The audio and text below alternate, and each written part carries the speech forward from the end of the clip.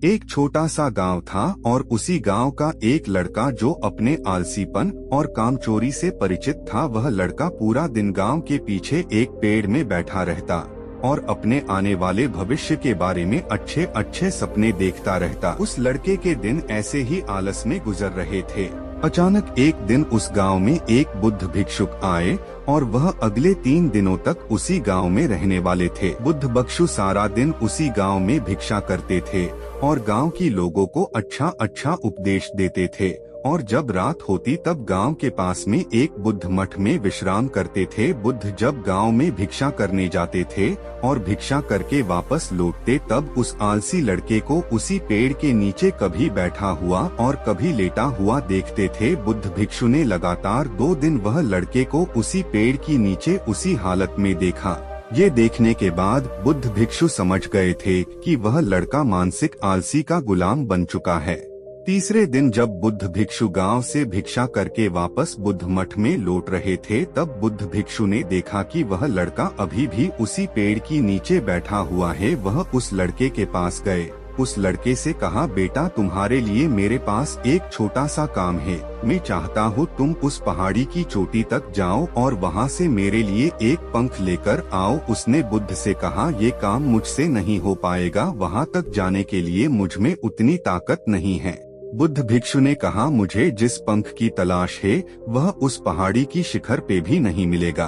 वह पंख उस पहाड़ी की दूसरी तरफ एक गुफा के अंदर मिलेगा और उस पंख को हासिल करने के लिए उस पहाड़ी की शिखर तक चढ़ के दूसरी तरफ नीचे उतरना पड़ेगा। बुद्ध भिक्षु ने कहा, वह पंख कोई साधारण पंख नहीं है, तुमने उस पंख को आज तक कहीं भी नहीं देखा होगा। वह पंख बहुत ही अनमोल, दुर्लभ और बहुत ही सुंदर पंख है। बुद्ध भिक्षु की इस बार को सुनकर उस लड़के के मन में उत्सुकता जागी, क्योंकि वह लड़के ने आज से पहले उस पंख के बारे में नहीं सुना था और ऐसे दिलचस्प सफर के बारे में सोचकर अंदर उत्सुक हो गया और बुद्ध भिक्षु से कहा, मैं आपका ये दुर्लभ पंख लेकर आऊंगा। ये कहने के बाद वह लड़का बिना कुछ सोचे सफर में चल पड़ा।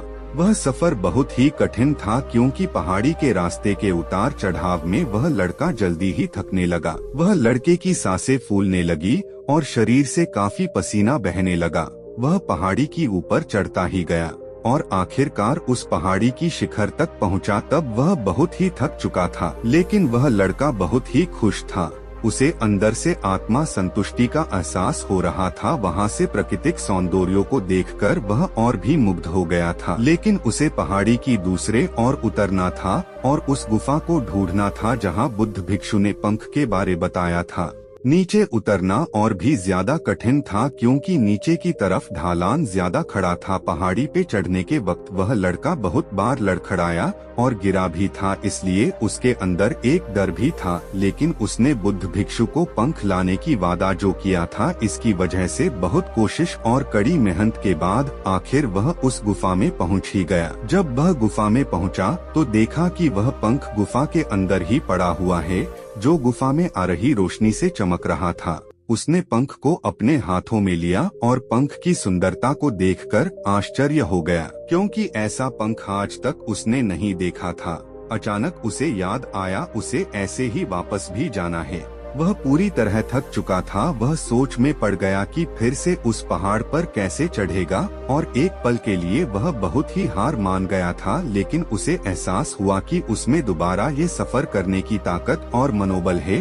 वह पंख लेकर दोबारा पहाड़ी पे चढ़ने लगा। उसके पूरे शरीर की मांसपेशियों में दर्द हो रहा था। कई बार लड़खड़ा के गिर भी पड़ा, लेकिन वो हिम्मत और आत्मविश्वास से आगे चल पड़ा। कोशिश और कड़ी मेहनत के बाद जब बुद्ध भिक्षुक के पास पहुंचा और हाथों में उस पंख को रखा तो उसको बहुत ही खुशी हुई। उसे संतुष्टि थी कि आलस को खत्म करके उसने एक महत्वपूर्ण काम करके दिखाया। उसकी चेहरे की रौनक और खुशी देखकर बुद्ध ने कहा, आलस बहुत बुरी चीज है जिसे स्वीकार करना नहीं चाहिए। यह एक आदत है जो इंसान की मानसिकता के ऊपर हावी होती है। आलस जीवन की सफलता पाने की सबसे बड़ी बाधा है, जो तुम्हें तोड़कर एक पहला कदम उठाना ही पड़ेगा।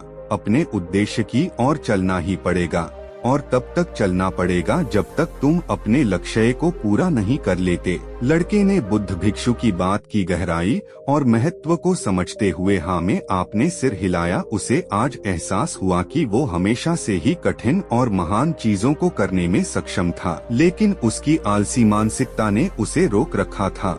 अब उसे अच्छी तरह से पता चल गया था कि दुनिया का कोई भी कठिन काम को करने के लिए उसके पास ताकत और मानसिक दृढ़ संकल्प है। उसके बाद बुद्ध भिक्षु ने उस लड़के को आशीर्वाद दिया और वहां से चले गए।